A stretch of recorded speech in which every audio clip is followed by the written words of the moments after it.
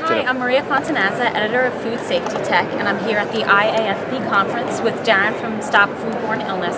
I wanted to ask you about the Stewart Parnell case, the CEO of the Peanut Corporation of America.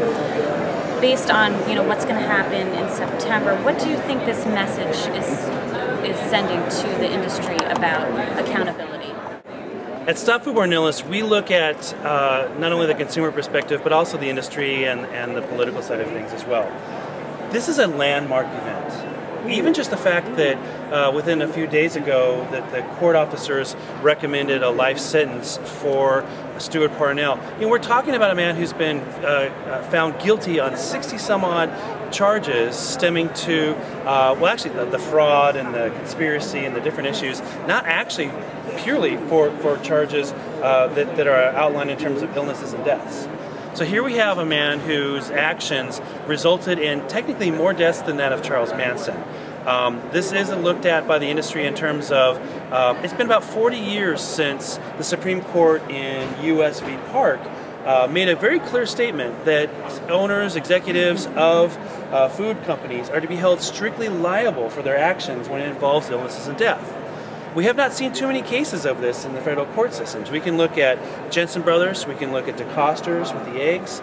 Jensen Brothers was the cantaloupe. But to look at this case in terms of the fact that Stewart Parnell is still in so much denial over this, and I tell you this not in terms of being speculative, I have actually talked to the man on the phone on several occasions. We've exchanged emails, and I talked with him about how when my son died from E. coli with a Jack in the Box E. coli outbreak in 1993, those executive officers never faced any prosecution for their actions, and that perhaps that lack of prosecution sent a message to the industry that it is okay, that it is acceptable, that there are casualties, and we move on and we continue with business as normal. And Stewart Parnell says to me that he would be the first person to stand in line that says that those executives should be in prison. But not me. He's in this position saying that, look, we're just doing business. I'm not really responsible for this. I'm not really responsible for that. This might be one snapshot, one look at one person and one industry and in one business, but think how many other companies out there are of this mindset, this idea that we'll never get caught, this won't escalate to being a serious problem, the consumers will forget about this, our brand will carry on. And I don't look at that purely in terms of necessarily the impact on the consumers, but think about the impact on the rest of the industry in terms of all those companies that are doing everything they can to do it right, to get it right, to keep up with the science, to keep up with the research, to make sure that their product is as safe and nutritious,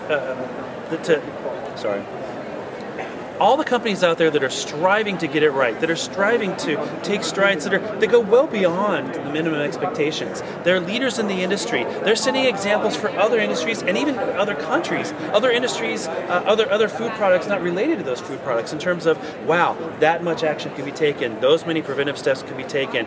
This is how serious this is because people rely on our name brand in terms of this is a safe product.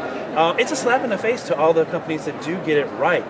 That if a man like this, if a company, if a situation like this is just, we're going to give them literally a slap on the hand, then why should companies attend these events? Why should companies collaborate? Why should companies invest in the science? Why should companies train their employees? Why should companies invest in so much behind-the-scenes work to get it right every time?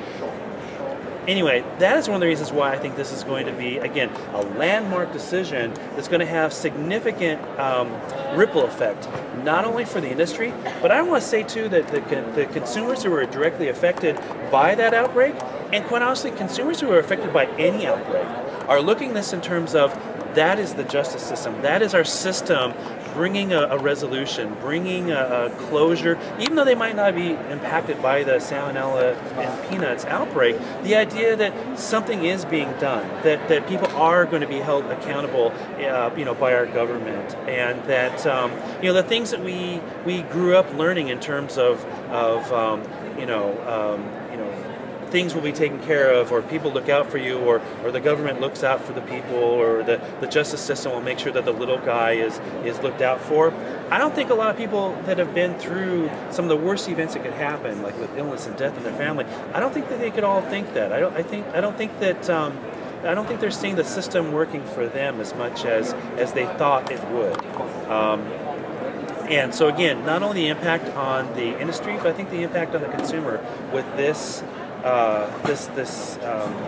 sentencing is going to be quite landmark, quite important. Well, thank you for providing your perspective.